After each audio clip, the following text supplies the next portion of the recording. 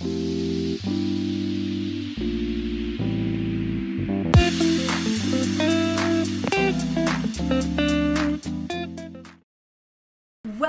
back, grade 11 with North Star Reading and Writing. This semester we're going to start with Unit 3, Making Medical Decisions. Okay, let's look at the picture. Here we see a beautiful lady wearing a mask and glasses. But from the looks of it, this is not a person preventing herself from any disease in a pandemic. But this is a person that works in the lab. Exactly. Okay, so what is it exactly that we're going to talk about? We're going to talk about genetics. We're going to talk about medical cases. We're going to talk about medicine and all that. Interesting. Okay, so focus on the topic, as you know, that the start of a unit always has a background building. And when we do background building, we're kind of leaning into information we already know about the topic, maybe through things you've read or heard or watched, or what you've learned through school over the years. Then we're going to think about it a little bit, reasoning, like, hey, what do I think about it?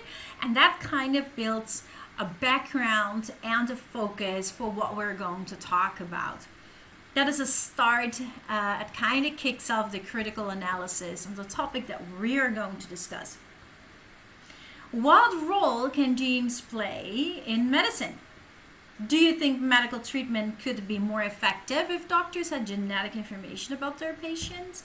And number 3, genetic testing is now available very cheaply. Would you want to be tested to find out if you have the gene for a certain disease? And if there were no cure for the disease, even if so, would you still want to be tested? Now, these are some questions I'd like you to think about and, reason about. And in our next Zoom meeting, you can express your opinion to me about what you have to say about these questions. Awesome. Okay, that brings us to the first part, and that is today's lesson. We're going to study reading 1, genetic testing and disease. Would you want to know? And of course, we start off with the vocabulary as we always do.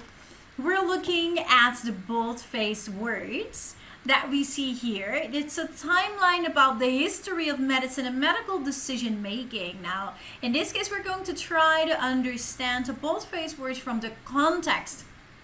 Sometimes we look at words just simply the word and definition. Sometimes we'll look at synonyms. Sometimes we'll look at the words in the context of a sentence, paragraph, or a text. And that's what we're going to do right now. But before we do that, we're going to look at the bold-faced words. The first one is interpreting. And an impact, reliable, revolutionized, advocate, environment, linked, potential, interaction, risk factor, consensus, and aspect. Those are the words that we're going to talk about. Yeah, now as you can see here, this is a timeline about the history of medicine and medical decisions. Now we can see here the first one was primitive tribal societies. So here it states a shaman, that's a holy person, held all the existing medical knowledge, and by interpreting the patient's symptoms, he would decide on a treatment. That is something. Then we move forward in time. We have the ancient Greek, which is the 5th century before Common Era. Socrates began the practice of questioning and testing beliefs to discover knowledge. Now, this Socratic method had a tremendous impact on medical decision making because it allowed physicians to evaluate treatment methods. As a result, treatments became more reliable. Then we move further forward in time to the 4th century before Common Era. Medical practice was revolutionized by Hippocrates, the father of Western medicine, and he changed medicine in many ways. For example, he was an advocate for publishing medical knowledge, focusing on patient care rather than diagnosis, and demanding physicians act professionally. He also recognized that disease could be caused by the environment, that is, diet and living habits are linked to disease, and their modification can be beneficial in reducing the disease. It then brings us to the 2nd century of the Common Era. The skeptics saw the life-saving potential of trial and error as the basis of medical decision-making. In the 17th century Common Era, Rene Descartes wrote about our mind-body interaction, which is the basis of psychology and psychiatry today. And that leads us to 2003. The Human Genome Project identified all the genes in the human body. Now, patients are able to make medical decisions based on their own genetic risk factor. However, even with the knowledge provided by human gene mapping, there is not always consensus about what the best treatment is for a specific patient. Different doctors may recommend different treatments. That is why, in the end, patients must weigh the emotional and medical aspects of each option and then make their own decision. Okay, now we have looked at the bold-faced words in the context of the timeline. Yeah, I want you now to write each word next to the definition that is appropriate. So we have 12 words, okay? I'm going to give you some time. You can pause your video to do this. Go ahead.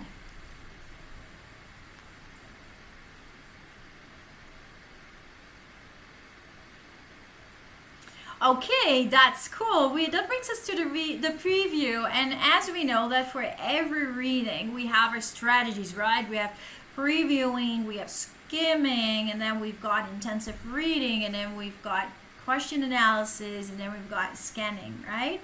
Now, how you do it in what order depends a little bit on how you will handle the text. Now, previewing as the first strategy is very important because basically what you're doing is you're predicting the topic and the purpose of the text and the type of text. The topic you actually know from the title, but you're predicting the type and the purpose of the text. And that is important because it gives you focus to what to read for.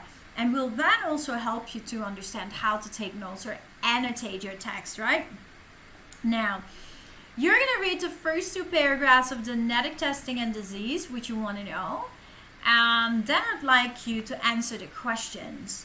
Okay, so as we're going to read only the first two paragraphs, then I want you to come back to answers number 1, 2, and 3. So let's do that first. Genetic testing and disease, would you want to know? Okay, go ahead, read paragraphs 1 and 2.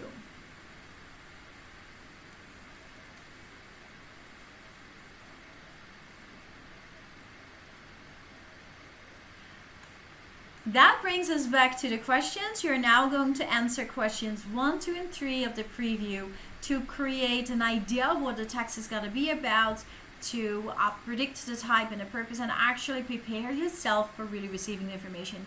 Your brain needs that transition for focus. Pause your video and answer the questions.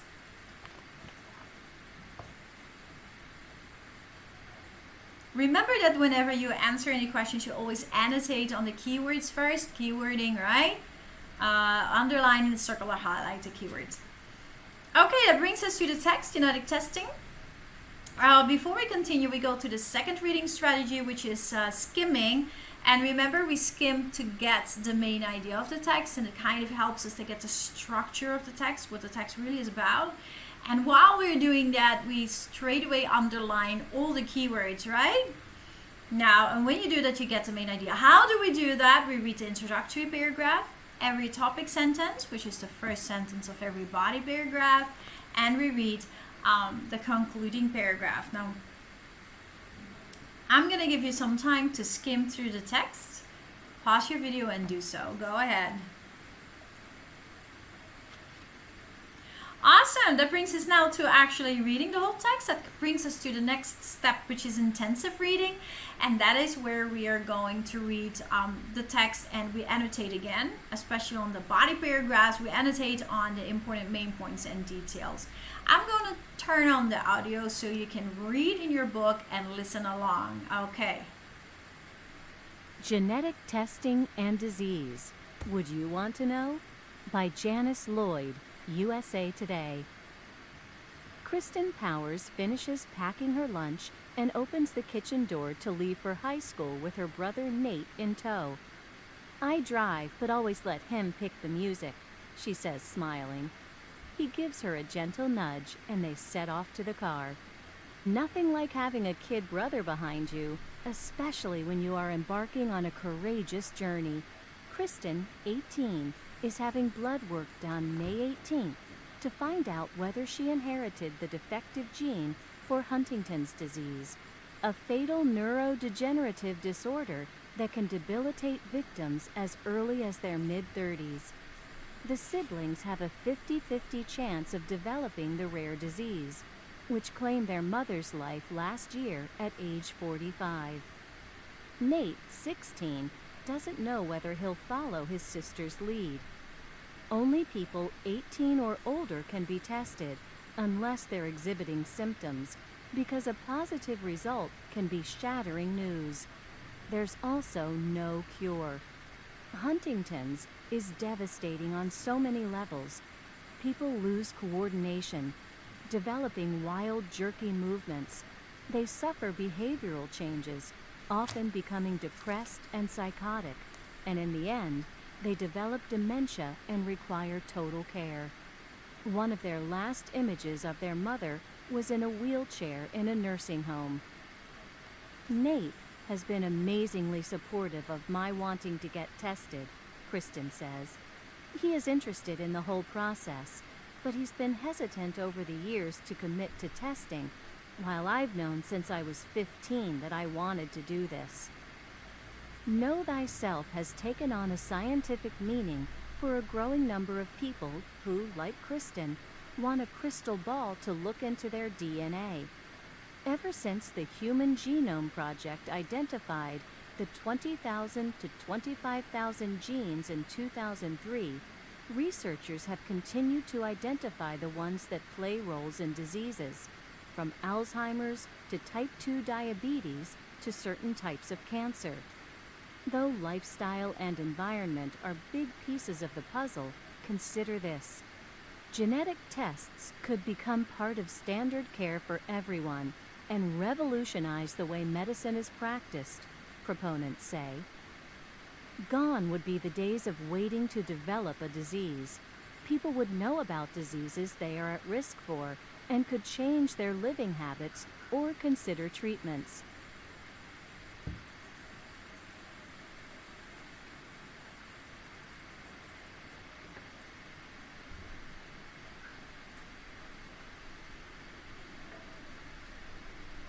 Opponents warn about the potential for invasion of privacy, threatening employment and insurance, and the possibility that people equipped with the knowledge of their genetic makeup might make risky and unhealthy decisions. Kristen has had counseling at the University of North Carolina to prepare her for dealing with her testing news, and she copes with stress by walking with her rescue dog, Jake. Walking is critical for me, she says. She will return to the campus at the end of May with her father, Ed Powers, to get the results. She's always wanted to take matters into her own hands, her father says. She's constantly asking what we can do to make things better. I am her biggest backer and want to be there for her every step of the way during this. Leaning on social media. Kristen leans on her kitchen table and explains in a quiet, clear voice that she is ready to handle the news and has no plans to keep it secret. I started out trying to find answers on the internet about Huntington's disease, she says, but I quickly became very disappointed.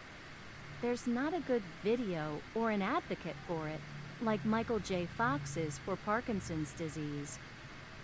She has raised $17,580 on the website Indiegogo.com and hired a video crew to make a documentary about the emotional and medical aspects of testing on her and her family.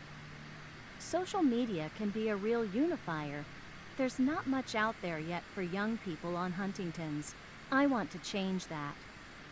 Her mother, Nicola Powers, was diagnosed in 2003 after struggling with symptoms for several years. I remember watching her stumble and walk like a drunk person at times, Kristen says. That was before we knew what was wrong with her. She was really struggling. It was very scary. Nicola Powers didn't know the disease ran in her family. She grew apart from her biological father after her parents divorced. Once she looked into his medical history because of her symptoms, she discovered he had Huntington's. Kristen doesn't want the gene to be passed on again. She says she won't have children if she tests positive. I can be candid with potential partners and be responsible, she says. Genetic counselors warn about the emotional impact of testing on the person and family. Some people like to plan everything out, says Brenda Finucane, president of the National Society of Genetic Counselors. They think the information is empowering, while some people want to see how life plays out.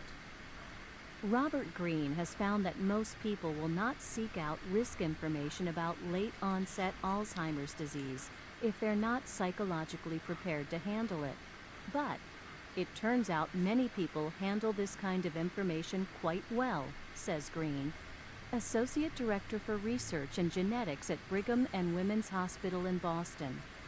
Some changed their wills, and some made lifestyle changes. Taking these tests is all about actionability. Timing can be tricky, though.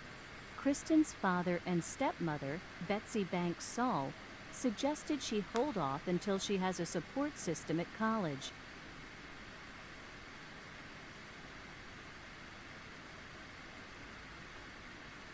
She's a very intelligent, strong young woman, and we trust her, but we wish we could be nearby to support her, Betsy says. After high school graduation in June, she will attend Stanford in California, far from her farm, family, and friends. Kristen listened to her parents' concerns and considered putting off testing. But I am a type A person who has always craved getting information. I want to know. Not all tests are equal. Her test will look for the single gene that causes Huntington's, but most diseases have a more complicated genetic profile. A growing number of tests look at multiple genes that might increase or decrease a person's risk for developing thousands of diseases. Companies market the tests for as little as $100 on the internet and don't require a physician's signature.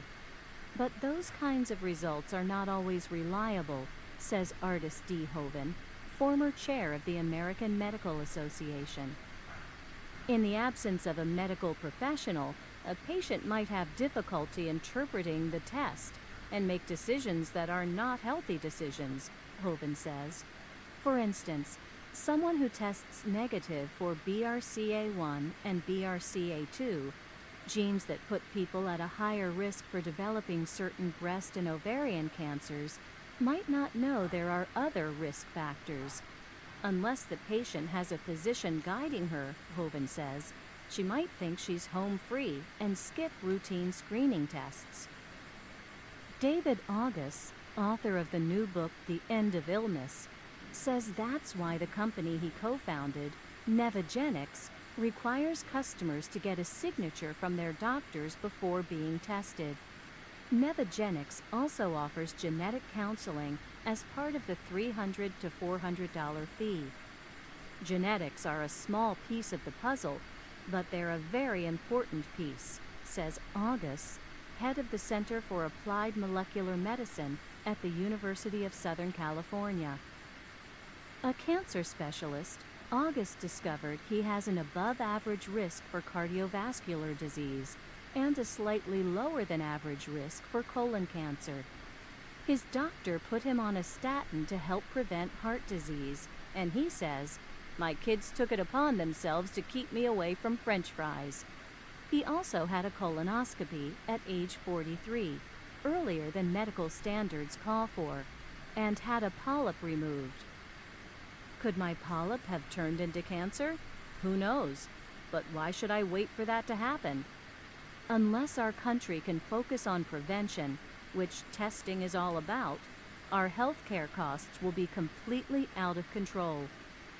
A study of 1,200 patients that was presented in March at an American College of Cardiology meeting found that those who were told they had a gene linked to heart disease improved their adherence to statin therapy by 13% compared with those who had not been tested for the gene. I could see how testing could become embedded in how we treat our patients, Hovind says. It's always better to prevent disease than to treat it, and quality of life is so much better for people.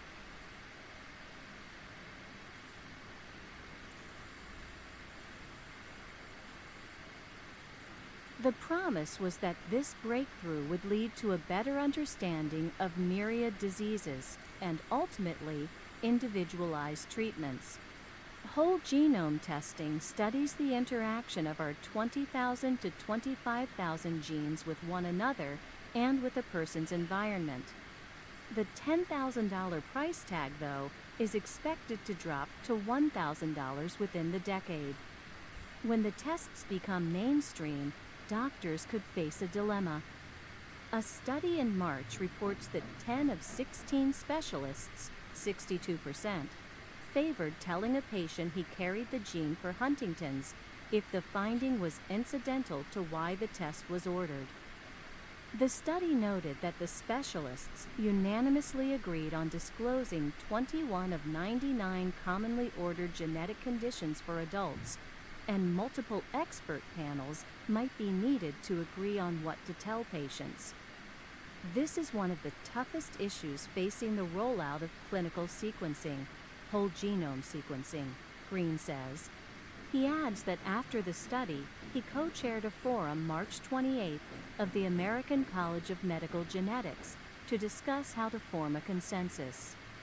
That's a non-issue for Kristen. She knows she will get an answer.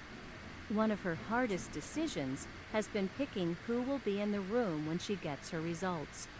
She knows she wants the videographers taping.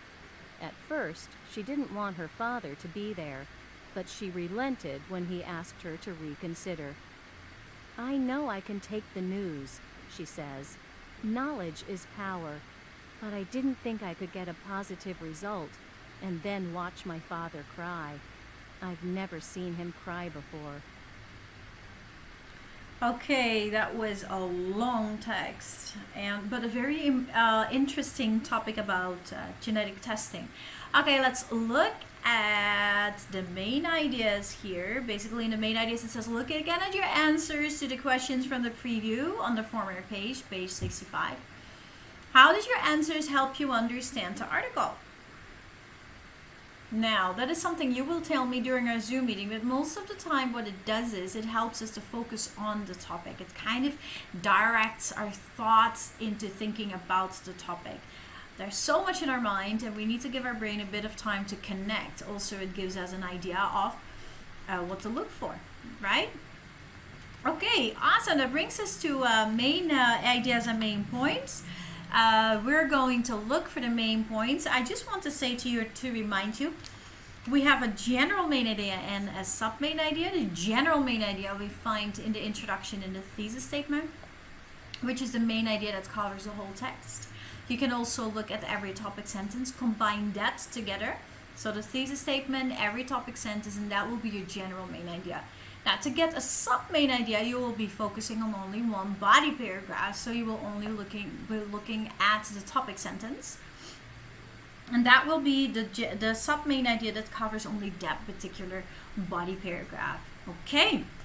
Reading 1 presents the pros and cons of genetic testing. Now, you are going to complete the chart with the information in the box, and then you can compare your answers. Now, here we have the box with a chart, with a lot of information. Here's the chart, here's the box, and I'd like you to put the correct information in the correct box. So we've got positive versus negative. Now you're going to complete this chart with the information that you find in this box. You can pause the video to do so. Remember, those are the main points in the text. So Go back to the text also, scan through the text to know, and then you know which one to pick. Pause your video to do that. Awesome, that brings us to details. So first we look at, through the skimming, we looked at a general main idea, and then we looked at the main points. Remember that every body paragraph has several main points. Every body paragraph has a subtopic and several main points, which are developed by details. Now we are at a point of details, and those are mostly the specific points, names of people, things, and those are the points that cannot really further be developed. And we use these details to develop main points. Okay, a form of that is also an example. An example always counts for a detail. Reading 1 mentioned many people, places, and names of diseases connected with genetic testing. Now, I want you to match the people, the places, and the diseases on the left. That is number 1 until 11. And then you connect that with the information on the right. So you need to put the correct letter next to the number, which is connected to which. Now for that again, you gotta go to the text and scan through the text, scan for the name of the person, and then scan for the information in order to know which is which. But before you do that, please annotate the answer choices here, the choices in the letters. Annotate them first so you have a focus. Yeah, underline, circle, highlights the keywords. Now you can pause your video to do that. Go ahead.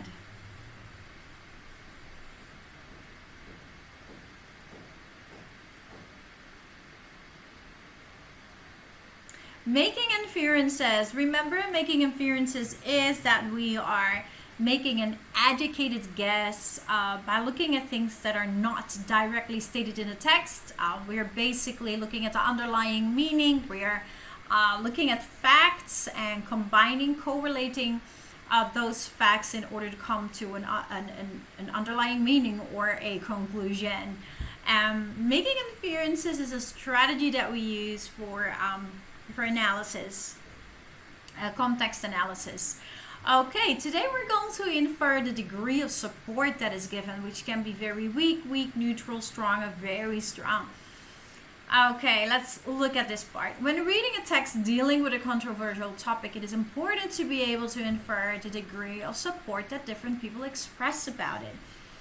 Some may be more supportive than others, and some may not be supportive at all. How do we read between the lines, to get a sense of how supportive a person is? What language is used? And how often does a statement of support occur? And what reservations are expressed? Okay, so we're going to look at the example. Reading 1 deals with genetic testing. This is clearly a controversial topic as evidenced by the varying viewpoints of the people mentioned in the story. How strong is Kristen's support of genetic testing? In paragraph 4, she notes, I've known since I was 15 that I wanted to do this. Then she adds in paragraph 17, I'm a type A person who has always craved getting information. I want to know. And finally, in paragraph 28, she states, I know I can take the news. Knowledge is power. Now, looking at these statements, you and I can basically infer or conclude that Kristen's support of genetic testing is very strong.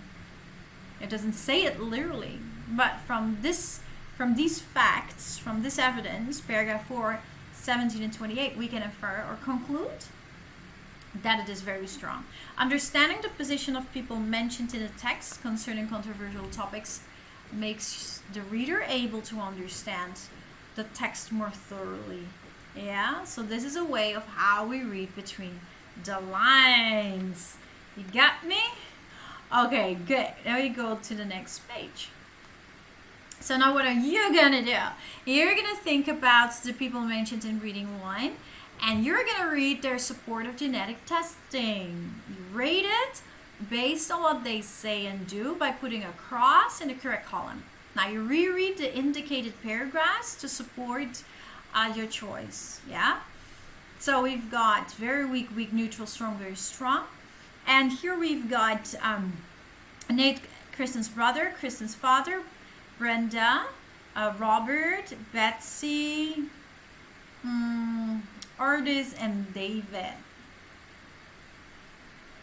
Yeah, we've got all these people, and the references are in paragraphs. Here you see the column of the paragraph, so you just go back to the paragraph to reread it, scan it, or read it, or analyze it to know.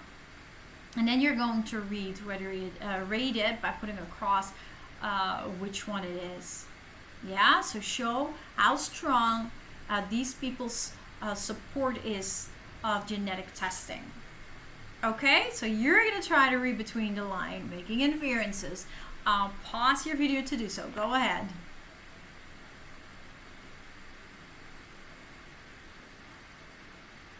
Great! That brings us to the last thing for today's lesson, which is expressing opinions. Now, this is another thing, like we have the building of background at the beginning of the unit. After each subtopic in the unit, we have expressing opinions, which is a form of analysis. And expressing opinions, basically, we are evaluating. We are thinking about what we've just read, the things we've just learned, or kind of correlating and connecting the dots of all that information and come to a judgment or a conclusion of what we think about it, you know, and then being able to express what we think with P or peel, remember that? And in speaking, that would be AREL, right? Assertion, reasoning, example or evidence, and then linking back. As in writing, it would be peel, point, explanation, evidence, or linking back. Now, this is a form of analysis, very important for us to reason, but always state your reason, explain your reason, give an example, and link it back. Good? Yeah. Okay, let's look at the points. The first one is, if you were in Kristen's position, would you have chosen to be tested?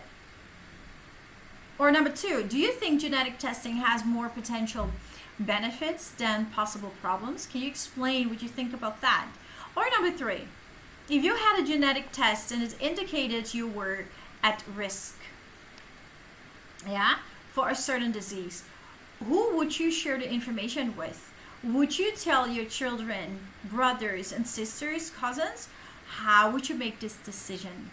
Right? Okay, I want you to think about this. It's important for me that you do. And then in our next Zoom meeting, you can share with me what's on your mind. Yeah.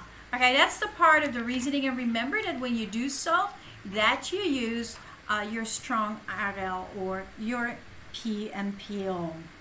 Okay, awesome. That brings us to the end of our lesson. So what is it that we talked about in this lesson? Let me give you a clear review on that.